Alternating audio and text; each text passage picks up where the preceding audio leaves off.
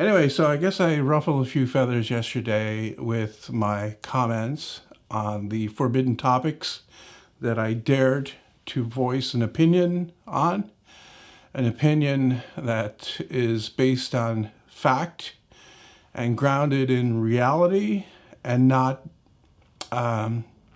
steeped in the programming that the rest of the population, the bulk, the vast majority of the population has succumbed to over the past year.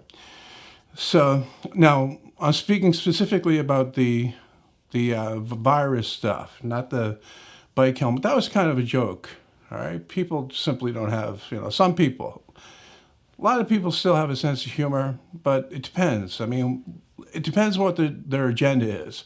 If they're looking to find something to be offended by, then that'll trump the sense of humor. So if you have a sense of humor, but you're really looking to be offended, you'll take offense to even things that you'd normally agree with, or laugh at, I should say.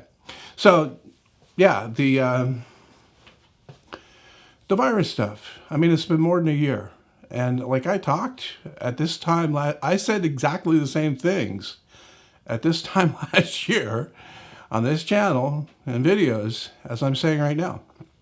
Except we have more data now that actually really reinforces or backs up what I'm saying. Now, I didn't look this up today, but I'm pretty sure it's very close to this still. At this point, the virus has, the difference between the flu, and I know people, this is another dog whistle for people to compare it to the flu, but there is a comparison there, okay? You say, okay, well, one of the big comparisons that people completely gloss over is that people used to die from the flu before, and they had to get it from someone. And so what was the problem there? I mean, 3 years ago, 80,000 people in the U.S. died from the flu. 500,000 people around the world died from the flu. They got it from someone. Why weren't the measures put in place for that to stop that from happening? So anyway, so at this point, you can say, traditionally, there's a 0.02% chance of dying from the flu. Okay, that's a very small percentage. And as of now, because the number keeps dropping, as more data comes in, because this is a newer thing, there's a 0.06% chance of dying from this current virus. I don't want to say the name because the bots on YouTube will freak out. So that's a 0.04% difference. Now, if I were to say to you that going for a walk on Friday is 0.04% more deadly than it is going on Tuesday, would that stop you from going for a walk on Friday? Or would you say, no, that difference doesn't sound like much of a risk at all, and actually be rational? So, be honest with yourself. Be honest here. Is that what you would say? Or would you say, no, Friday, stay home, we'll hide in the basement on Friday? No. You'd be able to put that in perspective. Because maybe, I don't know, possibly, you'd be able to see that for what it is. There's a very small difference in the amount of risk between the two. It's statistically insignificant, actually. Okay? Now, when you take a huge number of people that are out walking on Tuesday, and you look at the raw numbers that did actually die when they went walking on Tuesday, and you compare it to the number of people that actually died when they went walking on Friday, say if you're looking at a population of, say, 350 million people, then that looks like a huge difference. Because you have this number over here on Tuesday, And then you have that number over there on Friday. Massive difference. So that's that part of it. Okay, but then there's people that are watching this right now and saying, well, what about the overcrowding in the hospitals? Well, you simply wouldn't have overcrowding in the hospitals if people were told the truth about this, that it's not a death sentence for anyone under the age of 60. It's very, very rare for someone that's younger to die from this. They have to have real problems to begin with. So if the hospitals are actually overrun, the reason is all of the hype that's been built up over the last year, and no one has bothered to point out that no one in authority, that is, because you're listening to the mainstream media, who is only interested in scooping the other mainstream media outlet. Okay, if they're not going to report it, we're going to report it. We're going to sensationalize it. And the other authority that people listen to when they really shouldn't are politicians who are really in the rear end covering business and looking for votes business and looking around at what everybody else is doing and saying, well, let's do that because that seems to be the way that's going to cause us the least grief, either in the short term or the long term.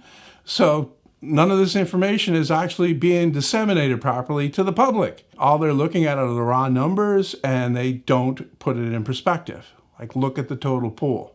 Okay, so that's enough of that. Let's talk briefly about the video that I released this morning, and this little trick here of putting a screw through the insert plate and having the very tip sticking out. I experimented with this. You can't have it scratched too deeply. The wood gets hung up. It has to be just poking through, just enough to make a very fine scratch. And the best way to do that is actually take the wood and see if it slides along it and what the scratch looks like. Okay?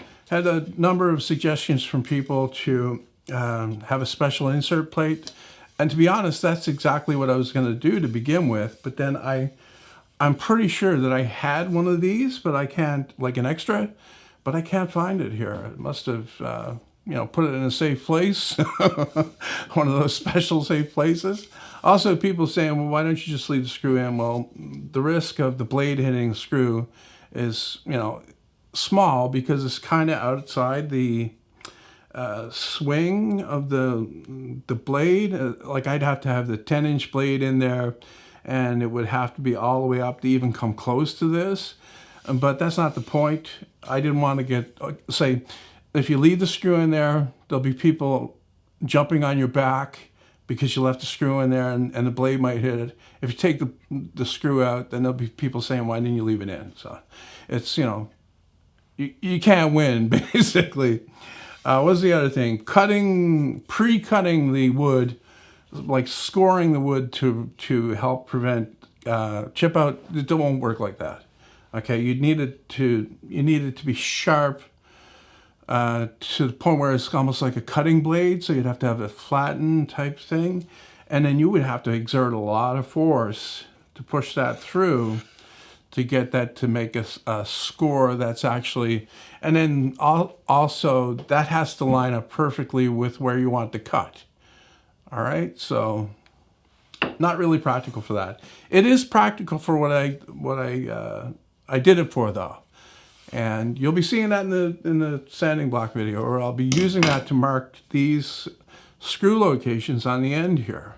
And that's because, okay, how this came to me is I've often done saw cuts to make lines, and I did that with my router cabinet here, the vertical one. I made the lines on there by making saw cuts, little curves on the table saw, and I thought, maybe I can make saw cuts here for this, but then I don't have a fine blade. And then it occurs to me, put something in, and then my first thought actually was a washer. Take a washer like this and bend up the edge, okay? And then sharpen that, right? So it's rounded cutter, very much like the actual marking gauge. And then just drill a hole that the washer fits into and screw it in, right? And then you could just quickly unscrew it when you don't need it. But what happened there is I took the washer out to my shed where I have my metal vise and I tried to bend it and it broke. And I said, well, maybe a screw.